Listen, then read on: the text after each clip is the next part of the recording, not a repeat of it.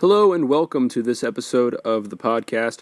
This has been a long time coming, and the reason for that is I've had some audio issues on my end with the beginning of this episode. For the first several minutes or so, my mic was not recording, so I had to switch to a secondary microphone. Luckily, we were still able to capture Mimi's answers and her side of our conversation very well, so what I've decided to do is kind of interject in the empty spaces and explain either what the question was or what the topic of discussion was for the first few minutes, and then the actual discussion will begin at about the 7 or 8 minute mark. So if that sounds like something you can tolerate, then go ahead and do that, but if not, feel free to jump ahead. In the description I'll have the actual timestamp to show you exactly where to jump to if you'd rather skip to the back and forth discussion portion of the podcast. Thank you for understanding, and I hope you enjoy. This was a lot of fun, and I hope to have Mimi back on again in the future. Mimi Pettibone, aka the Dream Detective, specializes in dream psychology and dream interpretation. She has a podcast, a website. You can follow her on Instagram. All these links will be in the description below. Stay tuned for an interesting conversation on the psychology of dreams, the significance of symbolic representation, and telepathic communication. Here we're about to discuss Mimi Pettibone's podcast. Yes, I'd love to. It's Mind, Body, Spirit, and Dreams is what I'm calling it. It's sort of the general topic. So some of the shows will just feature dreams. In fact, the third episode features all dreams about babies. There's 15 dreams, which is a lot. And other shows will have different themes for different types of dreams. And then yet other episodes, which will be a majority of them, will be interviews with thought leaders in the mind, body, spirit field, everything from psychology to parapsychology to relationships to health and healing, things like that. Sure. Well, ever since I was little, I was really fascinated by what do these dreams mean? They must mean something, but I had no idea what or how to find out. And then when I was in college, of course, I was the one always talking about, oh, you guys, I had the weirdest dream last night.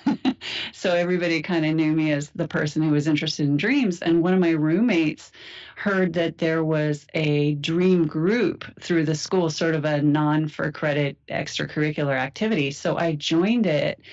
And I was fascinated. It was my first introduction really to any kind of self-help. Before that, honestly, I thought it was kind of poppycock, like any kind of. Well, there is a formula that was created by a guy named Montague Ullman around the 1960s, where one person tells a dream and the other members of the group take turns saying, if it were my dream, that kitten would represent my inner child. And someone else might say, if it were my dream, that kitten reminds me of my allergies to cats, and I don't like kittens, So everybody is basically projecting their own meaning, but taking ownership of their projecting. And nobody's saying, your dream means you should take more vitamin C, or your dream means you should go to therapy with your mom. Nothing like that, because nobody's claiming to be the authority on anyone else's dream. We're just all projecting. But through that process, the dreamer gets some amazing insights that they might not have really otherwise. And all the other group members, even though it's not their dream, because we share one dream at a time, they get insights into their life, because through that kind of holographic projection process, we're all getting insights into our own psyche as being human. Here I asked Mimi if her specialization involved more personal one-on-one sessions or a kind of a group session that she had mentioned before. Actually, no, individual Right. Individual dream work is very, very different because I am trained in dream work. And so in a group, nobody needs any training. But in one-on-one, I have many different tools. And the bottom line is I'm trying to help the dreamer get at what does this mean for you? So we might look at associations, or I might do some interview questions like if I came from another planet and I had no idea what is a frog, what would you tell me? How would you describe it?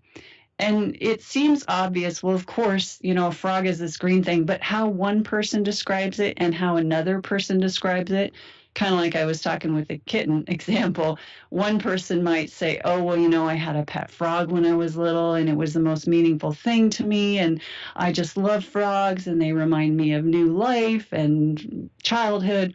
Whereas someone else might say, oh, I love escargot, and to me it's about fine dining, and someone else might think they might have a phobia against frogs. So, what does it mean to them? Because the dreaming mind thinks in pictures, images, and associations.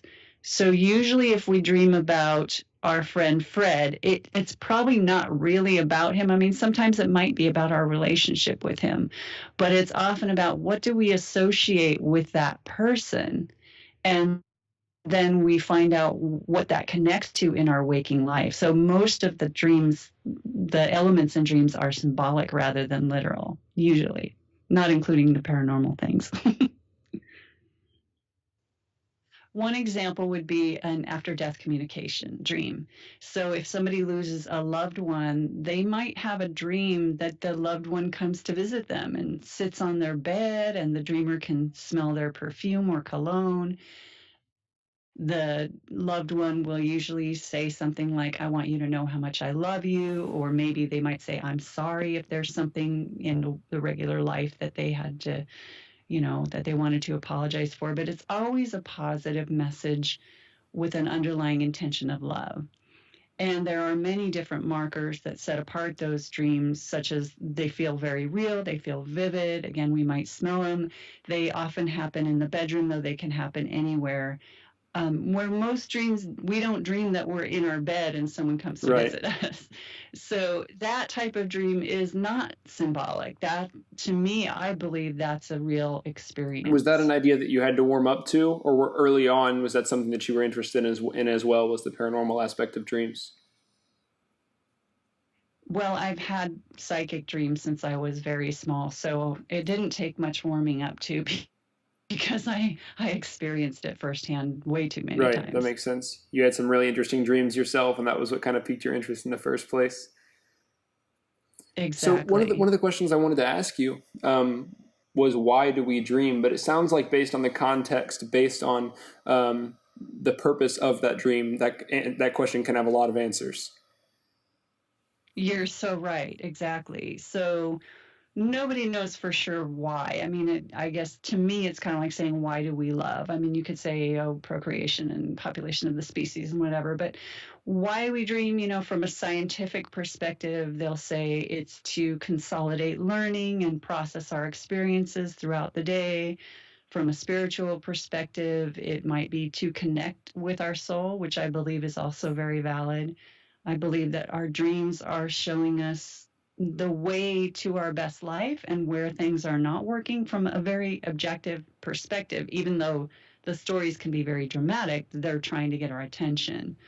But and then again, from the spiritual perspective of having, let's say somebody has a precognitive dream that a tornado is coming, and they decide, I don't want to be here, I'm going to go to a different town or state, and they avoid the tornado. Or actually, this is very common with planes, with airplanes.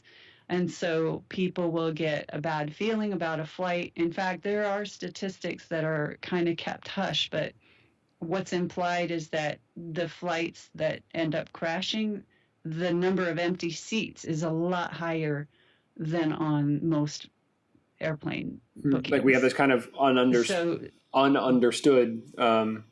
intuition that there's danger ahead. Right. And I don't think everybody is consciously saying, oh my gosh, I had a dream the plane crashed, so I'm not going to go.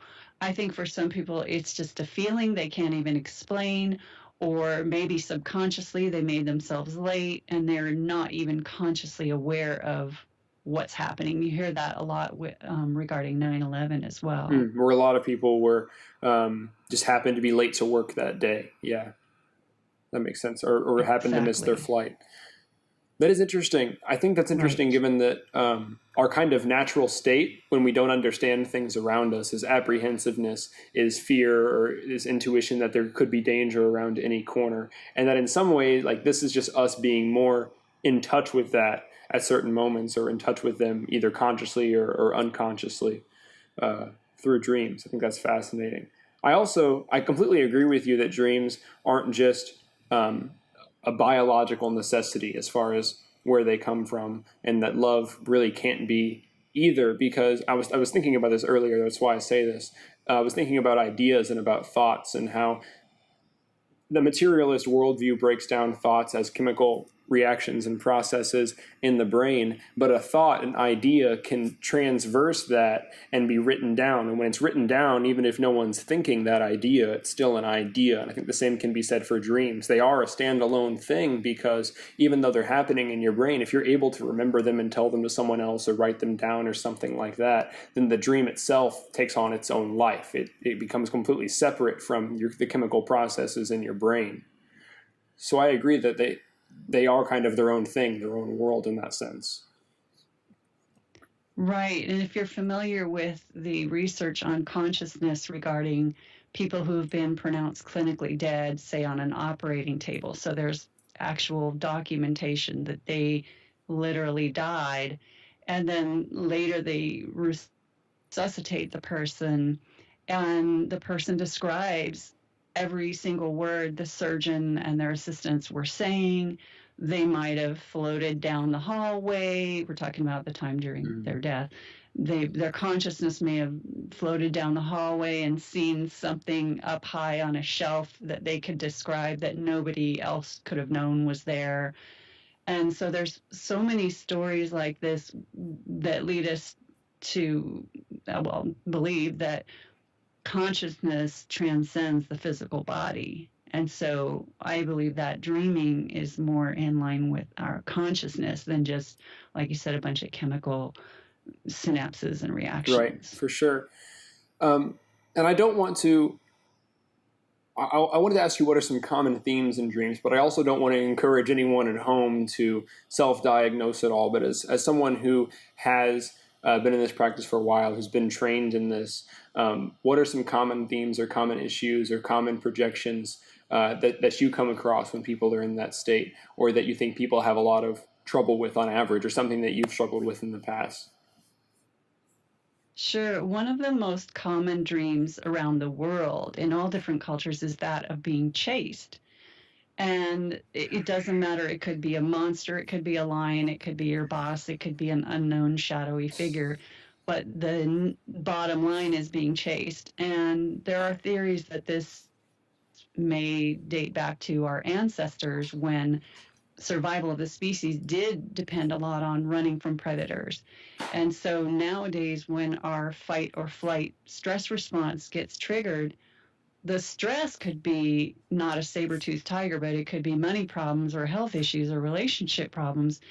And our adrenal system kicks in, and we go into that state of fight or flight, and we dream that something is chasing us because the original association with the fight or flight mechanism in the body was usually when we were actually chased. So that's a theory behind that. In the real world, outside of dreams and in the physical world, our fight or flight instinct is triggered often, but it's in a much more moderated and abstract way. That it's not us running away from a predator, like you said. It's us struggling with financial issues or marital issues or something like that. That is a lot harder for us to immediately comprehend and contend with because we can't just run away from it or fight it.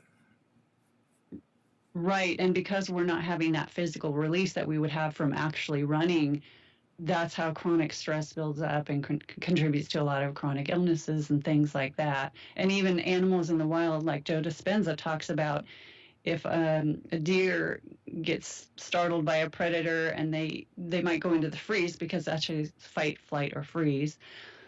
they afterwards, assuming they make it alive, the animal will kind of do a shake and a shiver with their body, and that is releasing that stress response, whereas humans don't necessarily do Sometimes I that. want to. Yes, You get yes. So finding ways to let it out of our body is really good and really right, or when you important. get like random chills during the day, and then you just kind of shake a little bit. Maybe you've had a rough day, and at the end of the day, you're just like, "Ooh, that was a hard one." So, Yeah, yeah. do the dreams themselves in that scenario serve as a release of stress, or does the dream itself become a symbol of like, "Hey, buddy, you might want to get this sorted out"? I could see a little bit of both there potentially, but I wanted to get your take on that. I think it can be either. I think it's probably more often the latter Right. in terms of, hey, buddy, you need to pay attention to this, because if they always sorted it out for us, we would wake up feeling relaxed and like everything's fine or worked out. But, the stressful dreams can cause us to wake up and feel pretty stressed out about it. But that is getting our attention to do something about it, which is their purpose. Right. So are bad dreams or nightmares always stress related, mostly stress related, or are there other common causes or other like extreme cases or anything like that? I think usually it is probably stress, but there can be other causes. It could be a bad reaction to a food or a prescription drug or a non-prescription drug or something like that. Also, children between certain ages, it is more common to have nightmares. It's almost like a developmental thing that they go through. And then, aside from stress, there are things like, sorry, please edit this. Okay. Like, No, it's all good. I do it all the what was I time. going to say? Okay, good. Give me a second. What was it? You said nightmare. Okay. Aside from stress, there are some forms of nightmare that are PTSD related. And the way to know the difference is if somebody has a traumatic experience, and I'm not just talking about war soldiers, which is how we've come to know PTSD, but now they're understanding this could be any kind of trauma that any person goes through. And if their dream is reenacting the trauma in various forms, but it's more of a realistic reenactment. What is that word? Thank you. Please edit that too. But it's more of a realistic reenactment in the dream than sort of a metaphor, which it can have metaphors too. But if it's more kind of realistic and each dream is just reliving that and it's not evolving over time, that's a PTSD dream. Huh. Whereas a sign that the mind is healing or the psyche is healing is, let's say somebody has a car accident and then they dream, they have nightmares that they're going through that accident again. But then, a couple of weeks later, the dream evolves and the accident's less severe. And then another week or two goes by. There's no set time on this. I'm just using that as an example. And then they dream that, they're in a bumper car and it gently hits their car. And then over time, do you see how it evolves to where the impact is less and the damage is less? That is a sign that the person is evolving in their healing, whereas PTSD is almost like we're stuck in that trauma, and those types of dreams, when they're reenacting it and not evolving, are a reflection of that. So that's just an example of how nightmares can be caused by different things. As far as the PTSD dream being the same thing over and over again often, I feel like I've experienced the exact opposite of that in the past, in which one dream very much builds on another. It's not a variation of the same dream, but it's like a story with episodes almost sometimes. Is there any kind of science behind what the reason for that might be, or what causes that kind of thinking? Because that's only happened to me twice, and I wasn't going to ask about this, but since you mentioned the PTSD dream being kind of the inverse of that, I was very curious. I have never come across any research on that, but it is something I hear anecdotally a lot from a number of people, that it's almost like a TV show where you watch one episode and then the next one picks up where it left off. Some people even dream they have whole other lives in another country or another world, where maybe they're single in this life here and they have a dream that they live in France and they have a family and a partner, and each dream picks up where the last left off. So I do hear that a lot, but I have not heard any research Mine about was it. not to that extent. That sounds almost stressful in of itself. Like, I wonder what my dream wife's doing right now, you know? Like, what's going on in that world? Some of the people I hear from, they usually love it. They almost talk about it like this treasured thing that they just Now, love. would that usually be like a lucid dream, though? Because if I was out of control of that, I feel like it could go very wrong very quickly. But if it was a lucid dream, then I think I would be fine. I think I could handle it. Yeah, so a lucid dream is when the conscious mind comes online during the dreaming process. Normally, dreaming happens more in the Right. subconscious mind or the limbic kind of part of the brain, and the conscious mind goes offline.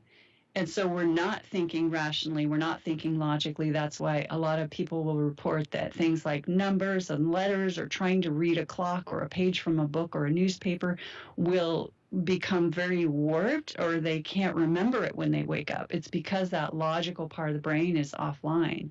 But being lucid means the logical part of the brain is coming online and we are aware of the fact that we're dreaming. So when a lot of people try to learn this intentionally, some people stumble onto it. But when they try to do it, a lot of times they wake up because their conscious mind is coming online so much. Right. So to answer your question, the only way that lucid dreaming would have anything to do with it would be if they were aware of the fact that they were dreaming, which doesn't mean that they would change their mind about how they feel about it. If they were living an alternate life in another country, even if they became lucid during that dream, they might still love it versus, and doesn't mean that they would love it or hate it just because they're Right. I lucid. think that's. I'm If just that saying. I makes think sense. that's the only way I could handle it. If I was lucid dreaming. Otherwise, it would get a little. It would get a little too surreal for me. You know. Yeah, I So understand. I want to back up a little bit because you mentioned that one thing that can cause nightmares that can impact people's state when they're dreaming is biological factors like food, not just stress, but like what they've eaten or some kind of medication they've taken. I feel like that's where people with a more materialistic worldview than you and I have are going to come in and say, well, see, this is why dreams are only chemical synapses in the brain and they can't mean anything outside of that. So I wanted to know kind of what your response to that presentation would be, because I know that's where those comments are going to come in. I see, yeah. Well, to me, it's more holistic because what happens with the body is intertwined with the mind. So if that weren't the case, taking LSD would have no effect on the Right. body. So taking a physical, tangible chemical substance can affect the mind. And for those of us that are into mind, body, spirit, consciousness, it makes sense. But if they want to break it down into the physical, I respect all belief systems. They're entitled to their opinion, but to me, it definitely, they're all connected, and each one is only a part of the Right. Each picture. one is kind of an interplay with the other. That's kind of how I see it too. It's Exactly. one is bound to have an impact on the other. Like the more you take care of your body, the more clearly you're able to think most of the time, and that's absolutely biological. But the thoughts themselves and the dreams themselves are, to some degree, completely outside of that. It's just the mind has to Right, produce and those. even right. Yes. And I don't know why this is coming to mind, but things like marijuana actually suppress the REM dream state. So a lot of people who smoke a lot of pot or use a lot of that kind of product, they will actually stop remembering their dreams because they're not actually having as many. So if they stop suddenly, they get what's called REM rebound because the body is making up for lost time, so to speak, in terms of, hey, we haven't done this. Let's get the REM cycle back online. And they'll have way more dreams that are really bizarre and really crazy and really intense. So there's another example of this sort of chemical interplay between the mind and the I body. have a friend who I was going to ask you about, who doesn't really have dreams, and that makes a lot of sense. without saying Without saying anymore. any more. That makes a lot of a lot of sense. It was cool how that kind of naturally came up. I actually struggle a lot with remembering my dreams. I feel like that's a common thing, but I can hardly ever remember a dream enough to share it with someone or write it down, regardless of the fact that I have them. Is there any reason for that or way that I might be able to improve that skill? Yes, there are a few things here. So, for one, different people are just wired differently.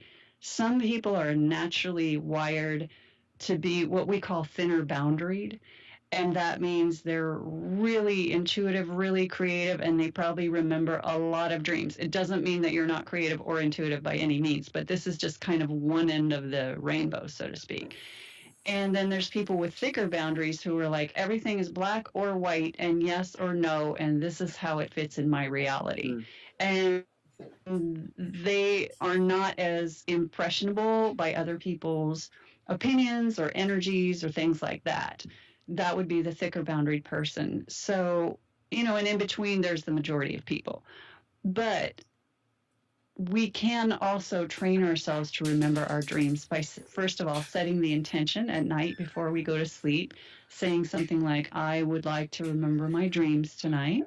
Writing it down can help. And then keeping something by your bed, whether it's a pen and paper or a recording device, to where as soon as you wake up, you capture whatever it is that's coming to your mind. So it might be a little fragment of a dream, which is amazing that we can actually work with that interpretively and usually get something valuable from it, even though most people say, oh, that was just a little part of a dream. That's not worth anything. Actually, no, we can get a lot of gold Hmm. from That's fascinating. that. So, yeah. So making the intention and actually recording it as soon as you wake up, because the longer we wait, the more it slips away from the conscious mind because it's happening in a different brainwave state. So the beta brainwaves are the really high level of thinking when we're conscious and awake, maybe doing a math problem or having an intellectual conversation. Then the alpha brainwaves are more like, hey, I'm relaxed, I'm chilling out, I'm watching a TV show, or just kind of in that chilled Right. out state. And yeah, and then the brain waves go lower and lower as we go into the deeper stages of sleep. And a lot of people just assume that dreaming happens in the deepest stage of sleep, but actually that's where hardly any dreaming takes place. And it's when we're in the alpha or kind of theta state. We always have all the brain waves going on at all the time. It's which one is predominant. So when we're in that alpha brainwave state, we're the closest to being awake because there's so much mind activity going on when we're dreaming. We're engaging more with it, and we're So, naturally um, more information's coming in. We're having to process more. We're creating more thought processes. That makes sense to me. More elements in the dream. right. And so, if you're someone who wakes up and immediately snaps into the beta brainwave of, oh, I got to do this today, and I'm going to do that, and I'm going to go make my breakfast and take a shower, and da da da da, and what's my to do list, then you're not staying in that alpha brainwave state. So, we're less likely to remember it. Versus, I've had a lot of massage therapists tell me that as soon as people lay down on the table and get into that alpha brainwave state, they start going, oh my gosh, I had this dream last night. Huh. And that's because they're in the same brainwave state. So if you want to remember your dreams when you wake up, see if you can stay in that sort of hypnotic kind of twilight state. That will help to access the dream recall. Now that's interesting because I do like to meditate in the morning for about 15 minutes after I wake up, and I've been considering moving that to the evening, just so I can kind of help myself wind down before bed. But could that potentially be helpful as a process? It's kind of a new thing that I've been doing over the course of the past couple weeks. Could that be helpful in helping me remember my dreams? Is that something you would recommend to people? Absolutely. Meditation is great for facilitating dream recall and also intuition. That's interesting. I could see that. I don't know that I've been more intuitive, but it's only been a week. I could see that being a consequence.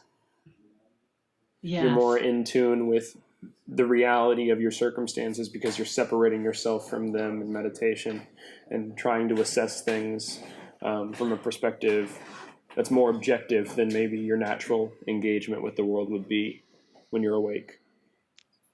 Right. And I think it also gets us in touch with whether you want to call it our higher self, our consciousness, our true self, rather than that mind chatter and those shoulds and those sort of indoctrinated past beliefs that are really voices from other people. It gets us more in touch with our own inner Right. voice. Meditation has also made me realize how much of my day, how much of my mental space throughout the day is filled with like sayings or songs or things I've read or things I've seen that are stuck in my head that I'm not really thinking myself consciously, that are just kind of on repeat or playing in some degree just in the background of my mind. And with meditation, you don't have that. You get rid of that.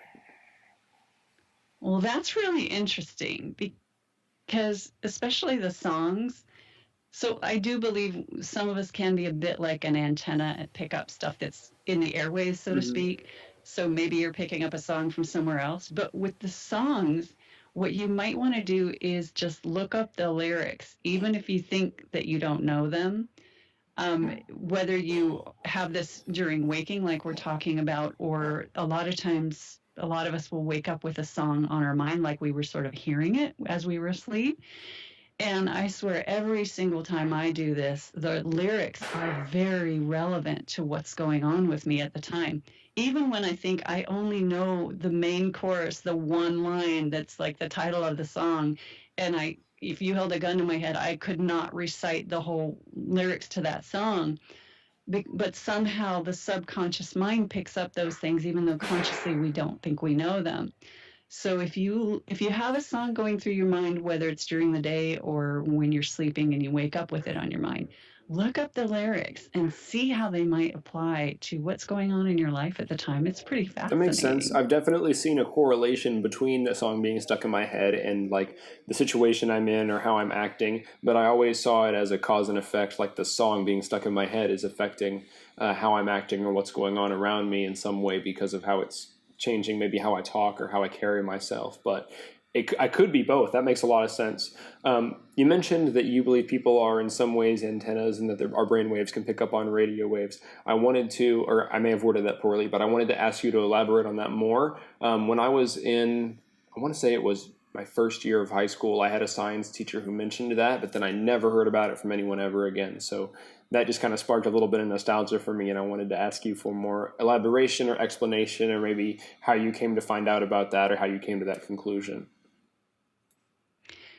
Yeah, I don't know how much if we're actually picking up the actual radio waves or if it's more of a telepathic or precognitive kind of thing. Like I've had a song going through my head and then I turn on the radio and that song is playing. So that could be another reason for this song going through someone's mind that for per that example.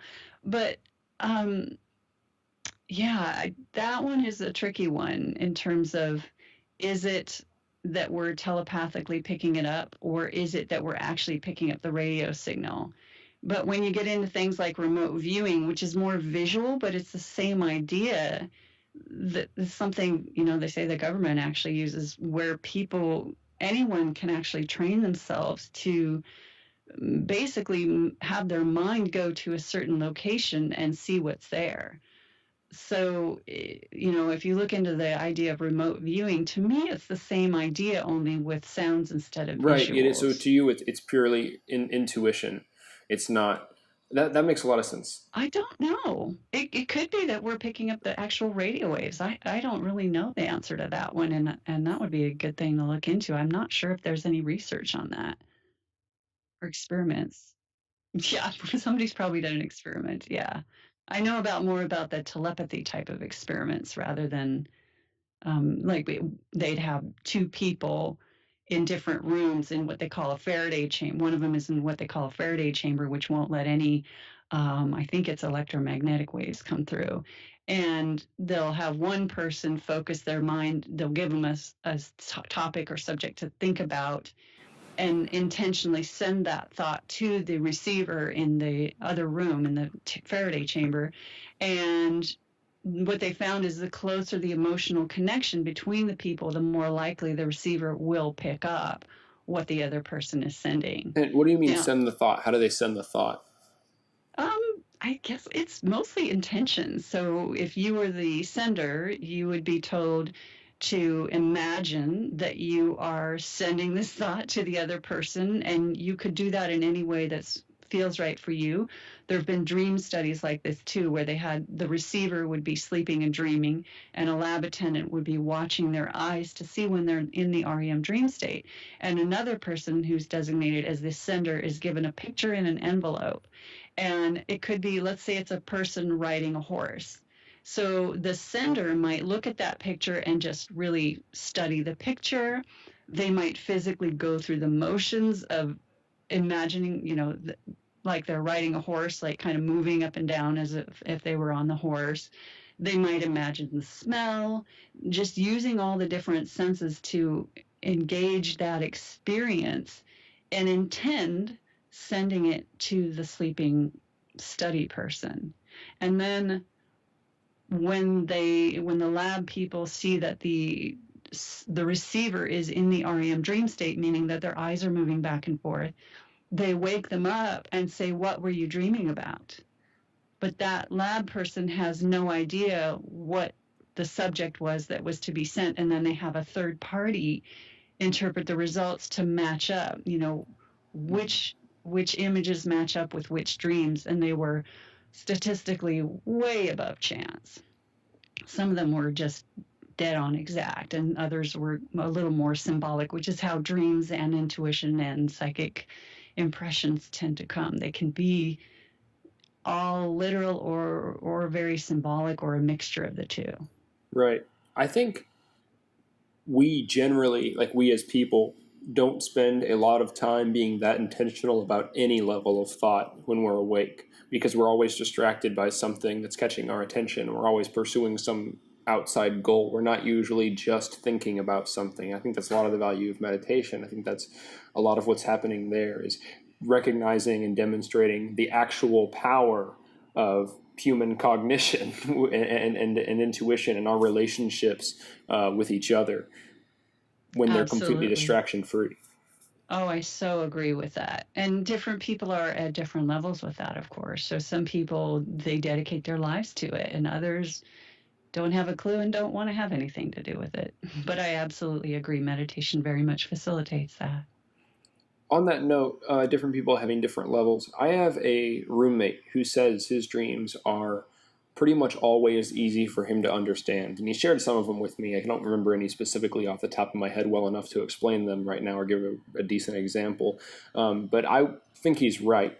I cannot relate to that at all. So are some people naturally better at understanding their dreams already? Like, I don't need to be an interpreter, but are there ways for me to get better at understanding my dreams when I wake up, or understanding maybe common themes that I might be dealing with?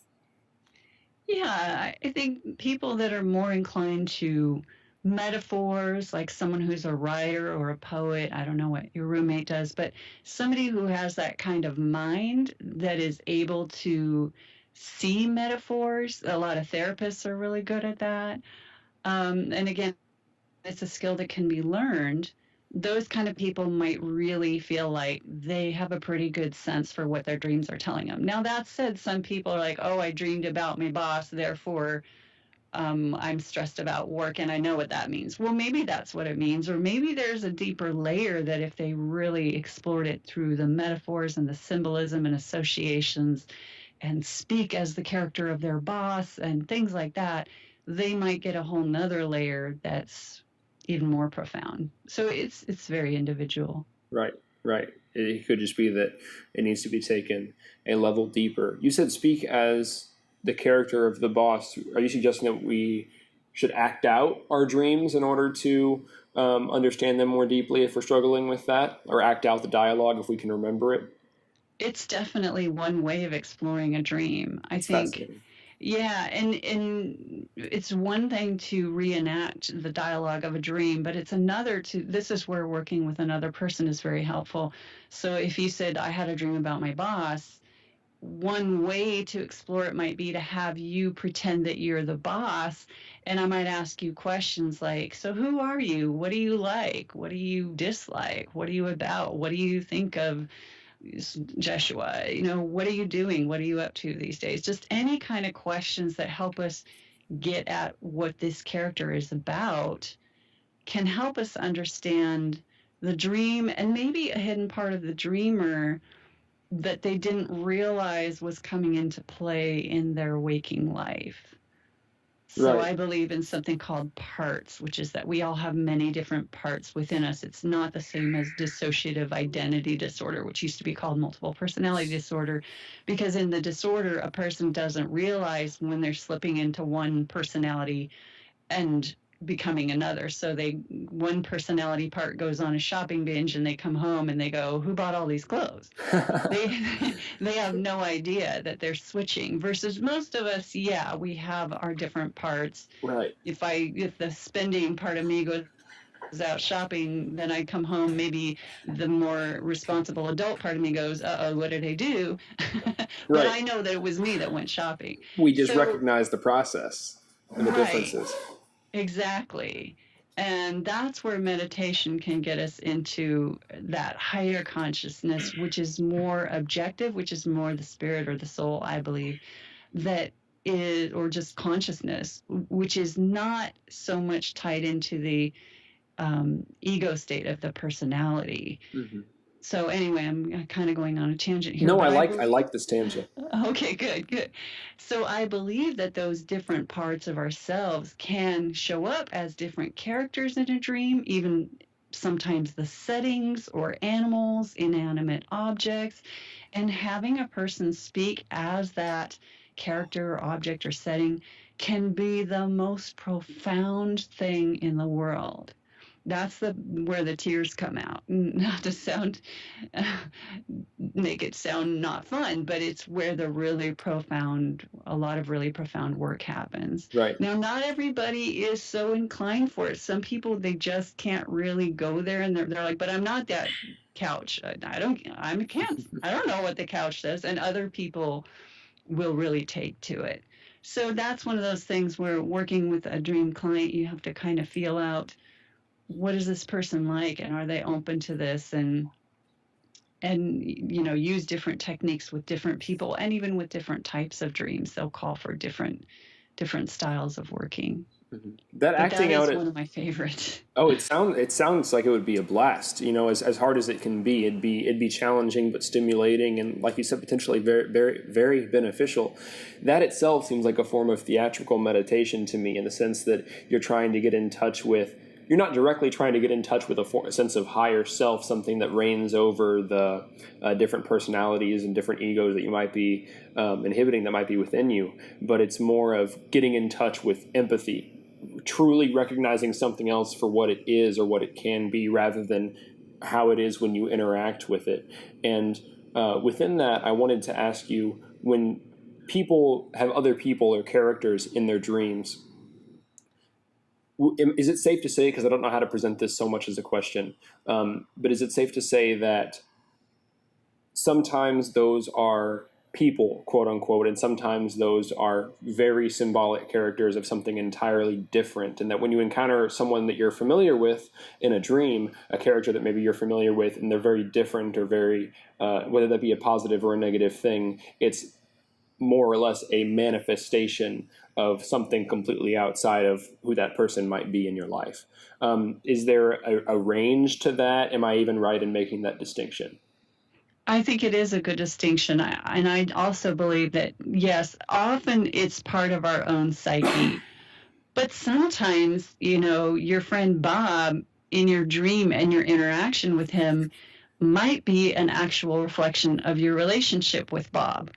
Now, that said, looking at Bob and the energies he represents as a part of yourself can still be a fascinating exploration, even if it's really kind of seems more about your relationship with him as a person, because we all have all the qualities within us.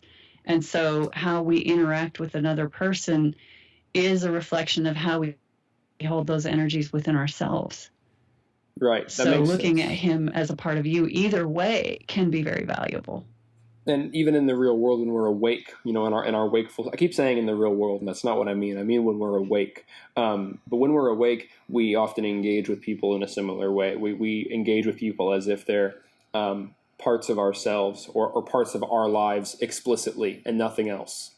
Does that make sense? Yeah, and how we hold relationship to various energies, such as if I am completely disconnected from my own assertiveness or authority, then I'm going to interact with somebody who acts very assertive and authoritarian in a very different way than if I embrace that energy within myself. And our dreams will reflect that as well. Mm-hmm. For sure. Not to take a 180, but I wanted to ask you another question that is kind of unrelated to this. You said that at the beginning, this all kind of started with you recognizing your own strange dreams, these kind of things that you didn't understand, but that had significance in your life, in the world around you, that had an impact on you in some profound ways. What are, if you don't mind me asking, maybe some of the most profound or most interesting dreams that you had, or stories that accompanied one, or what are some of the weirdest experiences you've had kind of in that niche of your life? Well, gosh, there's so many. I'll tell you a recent one, which I Okay. think is a good example. So back in January, I had a dream that I lived in a house that is not where I actually live, but I was living in this house, and I had just moved in and I was sort of setting up house. And I look out the window and there's a man, and he is walking up to the house. I can see him, and he's dressed in some kind of uniform like a utility company or something like that. But somehow I know, just magically know, that he's an imposter, that he doesn't really work for this utility company. And he comes up to the door and wants to come in, and I start screaming, "No, go away. We don't want any," or something like that. But I was just yelling at him, and I went around quickly making sure all the windows were locked and all the doors were locked, and I was just very, very adamant about not letting him in, but he was trying to break in. So I wake up and it's 6 a.m. and my heart is pounding, which for me is what I call a tell. I've learned, at least in the last handful of years, over the years, the tells have been different for me. But every time I wake up with my heart pounding, it's one of, quote, those dreams. Mm-hmm.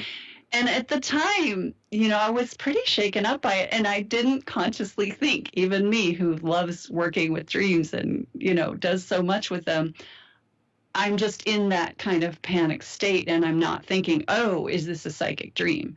But I'm just laying there and my heart's pounding and I'm thinking, okay, everything's fine. No one's broken into your home. You're fine. You're safe. Just calm down. And, normally even if I wake up from a bit of a stressful dream, I can kind of calm myself down. But my heart would not stop pounding really hard like that. And I had turned the sound on my cell phone off when I was sleeping.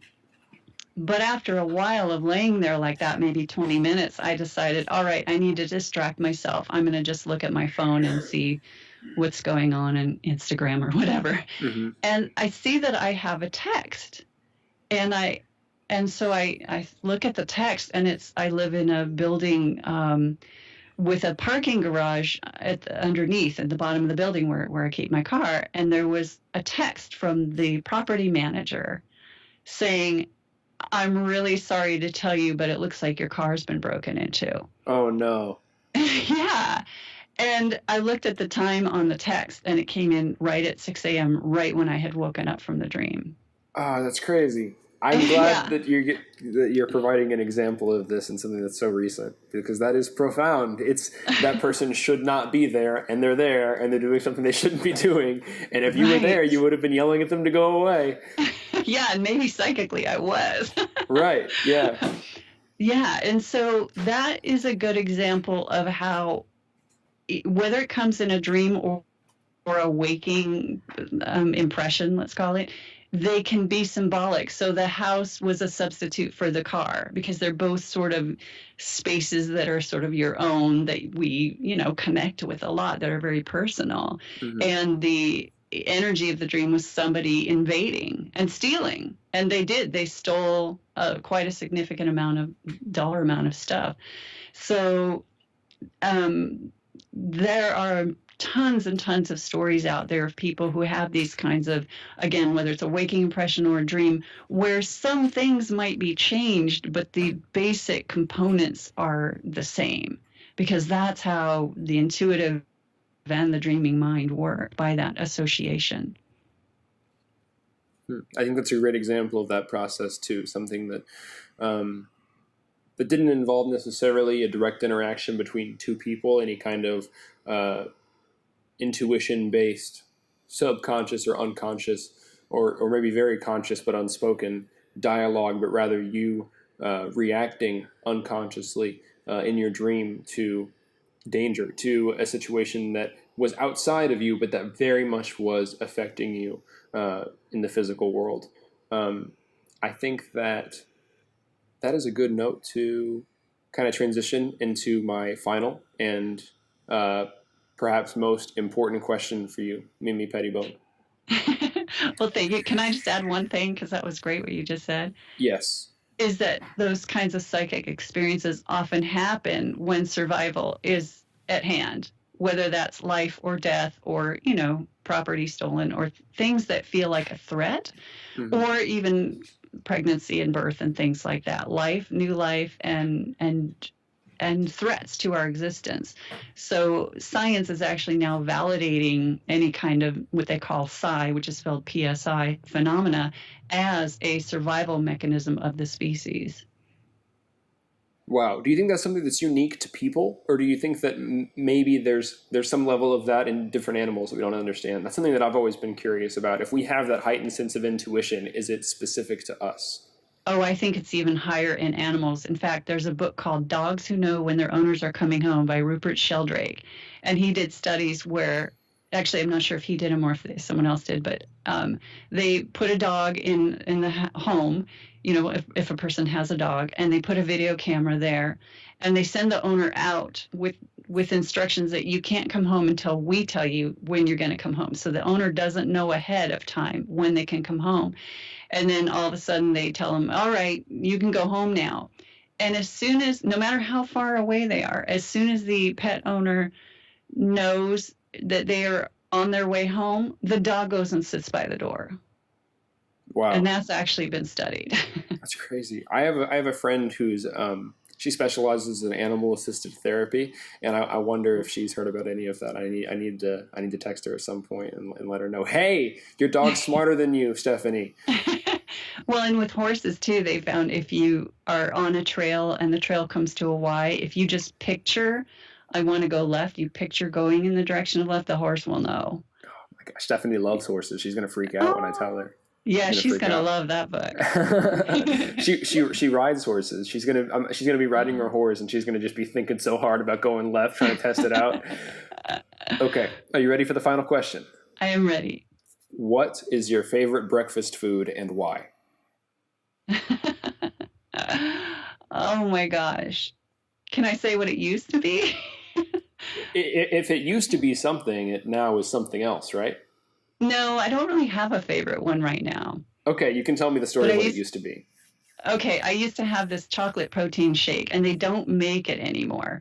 But it was chocolate, and it had all kinds of amino acids and things, and I would mix it with, coconut milk or whatever kind of alternative milk and blend it up. And it was just so delicious and creamy and chocolatey, and I just loved having that every morning. That is the worst thing when they get rid of a protein shake. I drink protein shakes pretty consistently, and there's so many different kinds, but each one is very different from the other, it seems like. So when one isn't available anymore, it's a big deal. I've been drinking this for a couple months now, and now I've got to transition to something that should be exactly the same, but definitely is not the same thing. Right. But I liked that one. Okay, awesome. Mimi, thank you for coming on. Check out Mimi's podcast, thedreamdetective.com/podcast. That's the URL, right, Mimi? That's it. Okay, awesome. Thank you for coming on. I've enjoyed this conversation a lot. Sorry I interrupted your thanks. Just to thank you again. You can say thank you now if you'd like to. Thank you so much for having me. It's been very great. You've asked some very interesting questions, too. You've answered them in ways unexpected, interesting, intellectually stimulating, all of the above. Thank you so much for coming on. This was great. Hopefully we can talk again sometime in the future. I would love that. Thank you.